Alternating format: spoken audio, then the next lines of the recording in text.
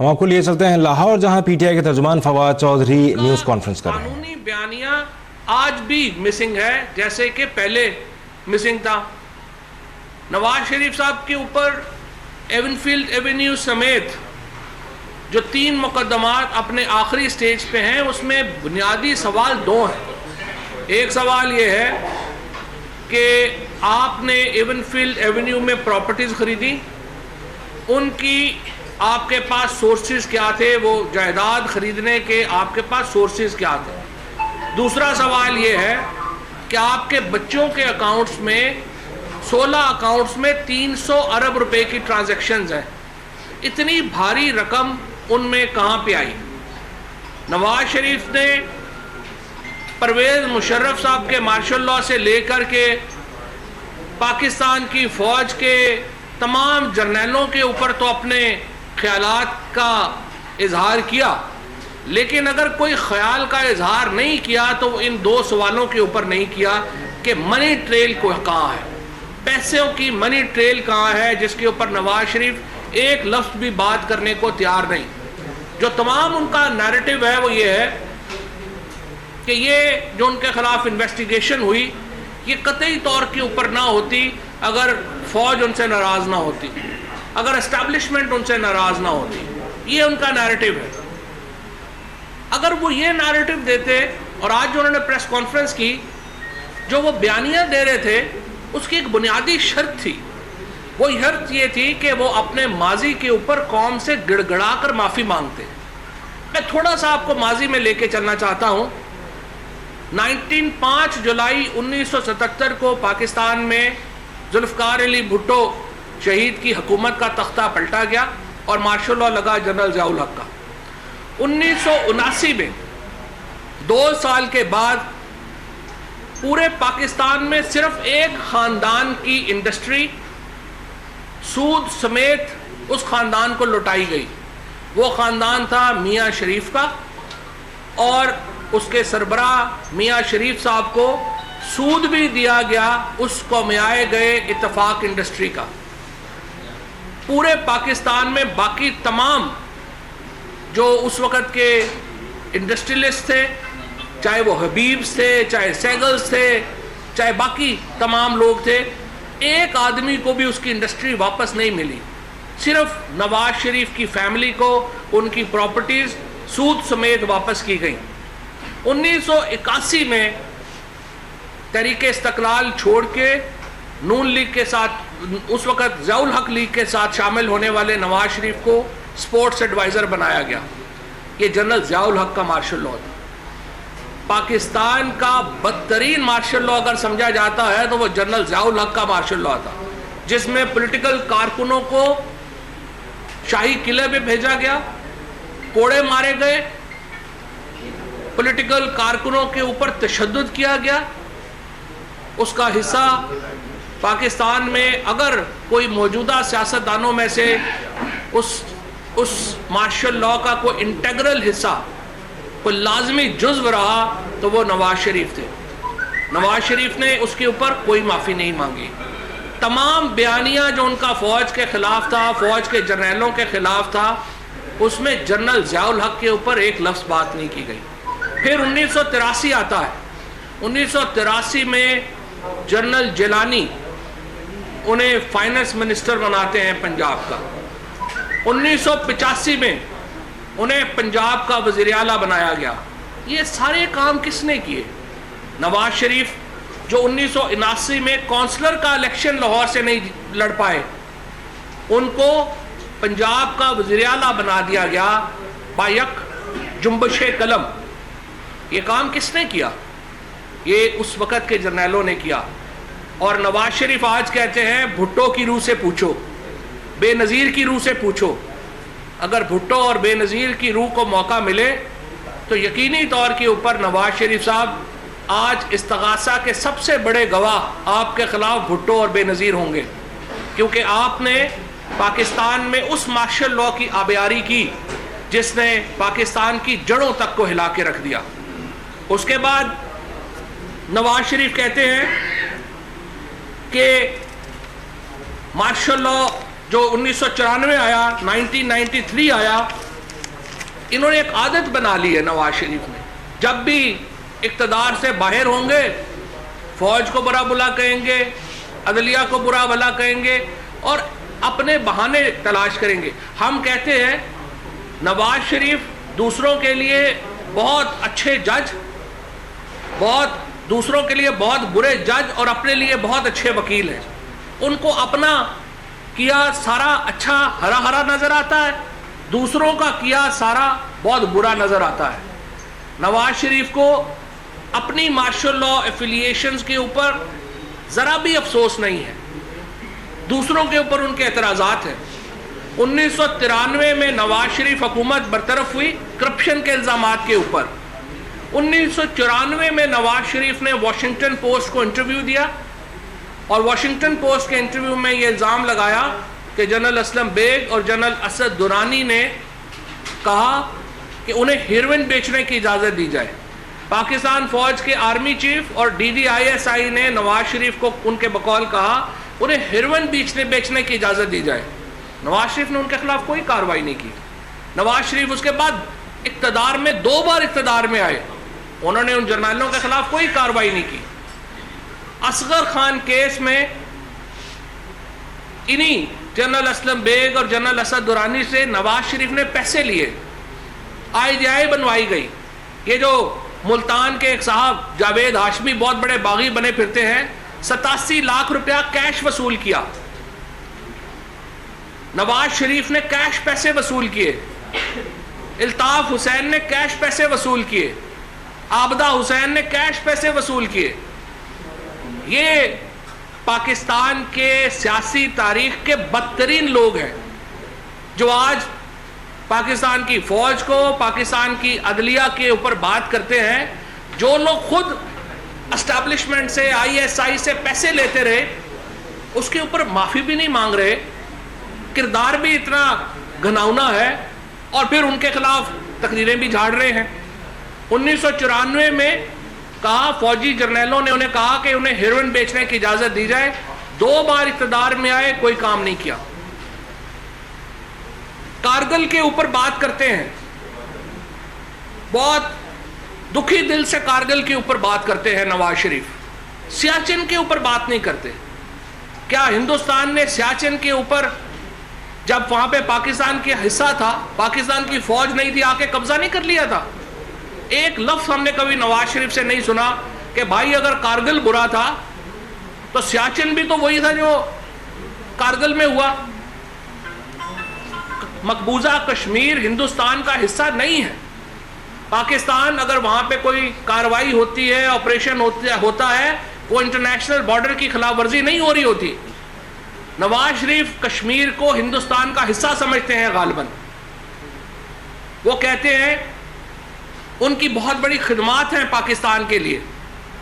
25 سال سے وہ پاکستان کے وزیر اعظم ہیں، 25 سال سے وہ پاکستان کا بیانیہ نیریٹو چلا رہے ہیں. اور آ کے جب آپ علیحدہ ہوں تو آپ سارا بلیم پاکستان کی فوج کے جرنیلوں کے اوپر ڈال کے، پاکستان کی عدلیہ کے اوپر ڈال کے نکل جائیں.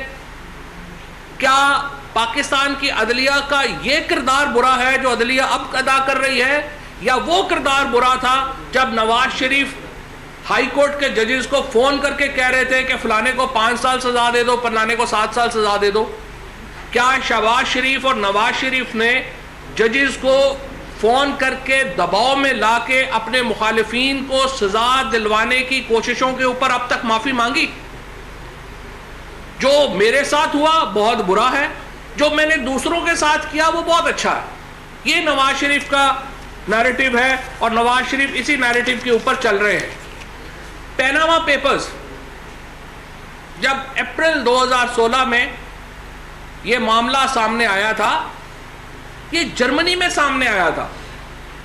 سودیٹسے زیٹبرگ نام کی ایک اخبار کو ایک نامعلوم آدمی نے فون کیا اور کہا کہ میرے پاس 2,87,000 ڈاکیومنٹس ہیں پیناما کی ایک لا فرم موزیک فونسیکا کے، اور یہ ڈاکیومنٹ ثابت کرتے ہیں کہ دنیا کے کرپٹ ترین لوگوں نے موزیک فونسیکا نام کی لا فرم کے ذریعے دنیا میں پراپرٹیز بنائی.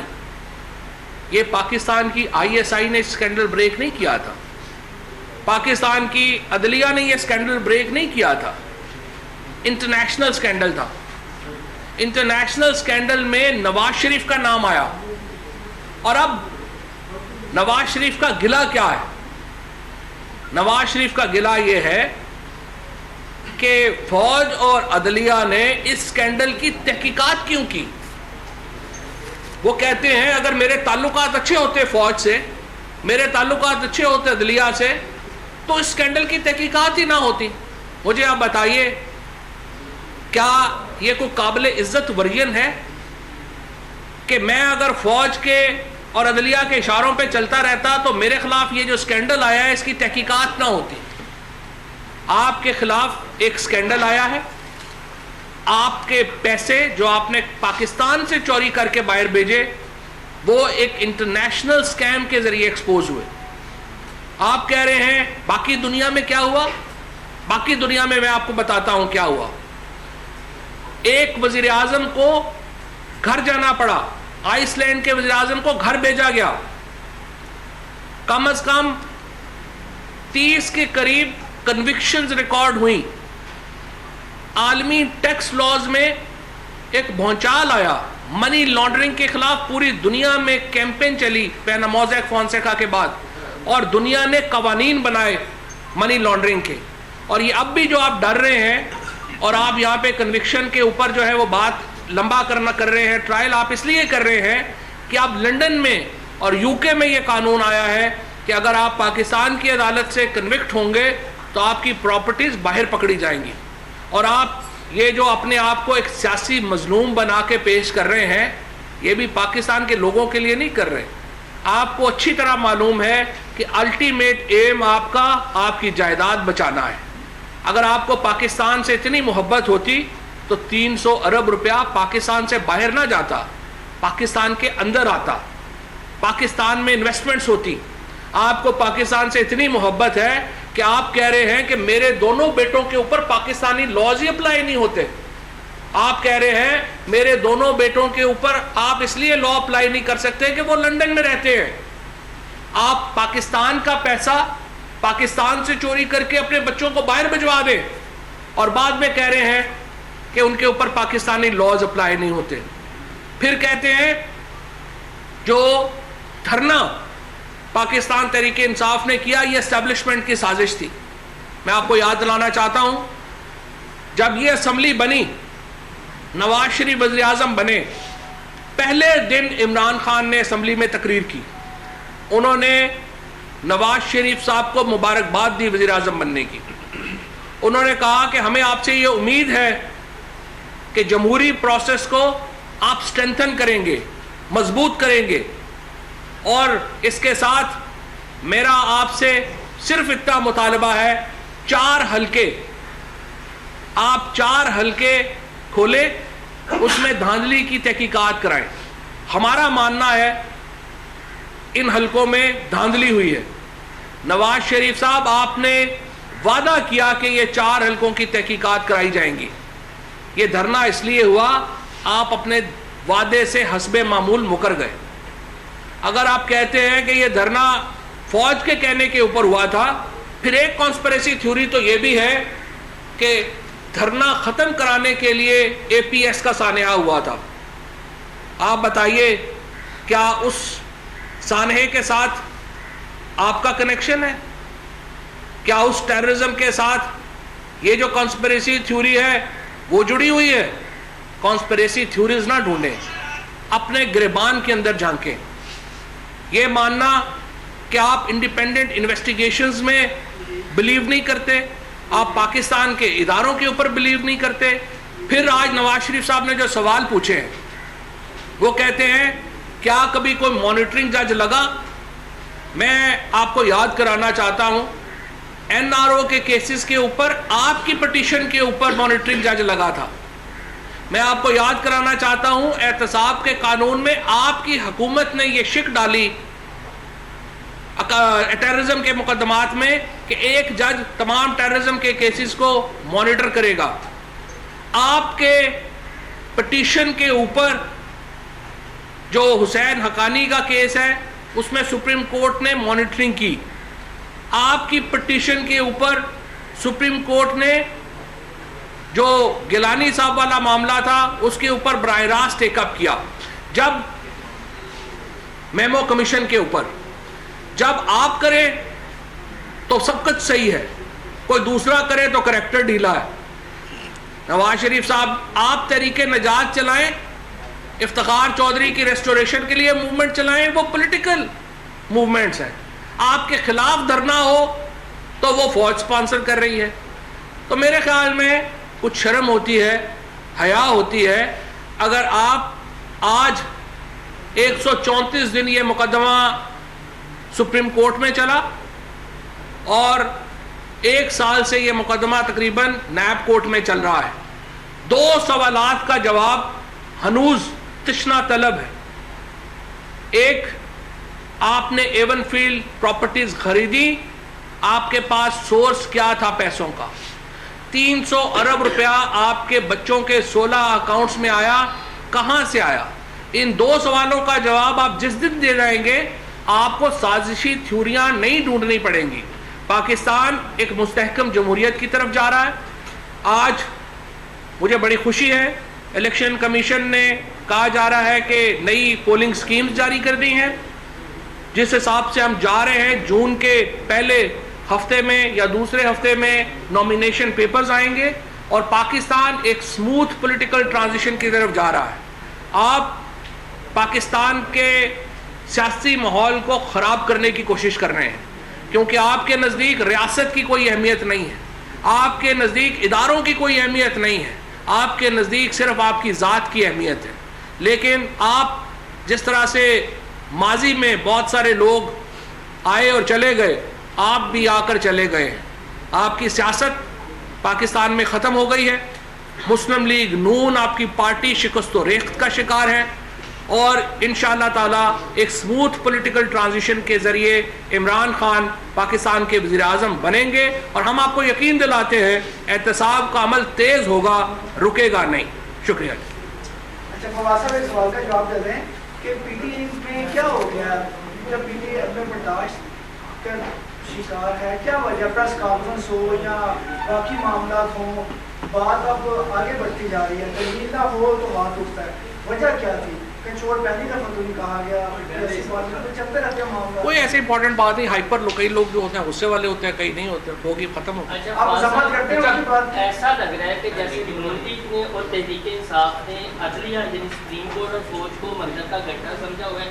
کبھی آپ بجا دیتے ہیں, کبھی نواز شریف بجا دیتا ہے. پچھلے دنوں عمران خان نے ایلیگیشن لگا دیا کہ 2013 کا الیکشن فوج کے ایک بریگیڈیئر نے ریگ کروایا. آج نواز شریف بول رہے ہیں. تو کیا لگتا ہے کہ آپ دونوں جماعتیں خاص طور پہ سپریم کورٹ اور فوج کے امیج کو خراب کر رہی ہیں, اور آپ کی پوری پریس کانفرنس سے بھی یہ تاثر کیا ہے کہ آپ کچھ سال تک کر رہے ہیں؟ دیکھیں, بات یہ ہے کہ فوج اور جو عدلیہ ہے وہ ریاست کا اہم حصہ ہے, اور ماضی میں ریاست میں فوج کا ایک کردار رہا ہے. اگر اس کی ڈسکشن سے آپ سمجھتے ہیں کہ اگر آپ آنکھیں بند کرنا چاہتے ہیں تو آپ آنکھیں بند کر لیں, لیکن ملک ایسے آگے نہیں چلتے, ریاستیں ایسے آگے نہیں چلتی. جب تک آپ ان کو اینالائز کر کے آپ آگے نہیں بڑھیں گے, آپ پیچھے رہیں گے. نواز شریف صاحب کا اس سارے معاملے میں بہت بڑا کردار رہا ہے, اور اس کردار سے میں نے کہا کہ اگر وہ سمجھتے ہیں کہ وہ قابل مذمت تھا تو پہلے ان کو اپنے کردار پہ معافی مانگنی چاہیے. اچھا فواز صاحب, آج میاں نواز شریف نے یہ بھی کہا ہے کہ انہیں پتا تھا کہ عامر کے خلاف جو ہے وہ اس کا ٹرائل کرنا بڑا مشکل کام ہے, وہ اس وجہ سے وہ مشکل میں جو ہے وہ آگے ہیں. تو کیا تحریک انصاف کا اگر حکومت میں آتی ہے تو کیا جنرل پرویز مشرف کا ٹرائل کرنا؟ جو قانونی طور کے اوپر چل رہے ہیں معاملات, وہ قانونی طور کے اوپر معاملات جو ہیں وہ چلیں گے, اور جیسا کانسٹیٹیوشن وارنٹ کرتا ہے اس کے مطابق. فواد صاحب ایک بات کی ہے نواز شریف صاحب نے کہ ان کے ماتحت انٹیلیجنس ایجنسی جو تھی اس کے سربراہ نے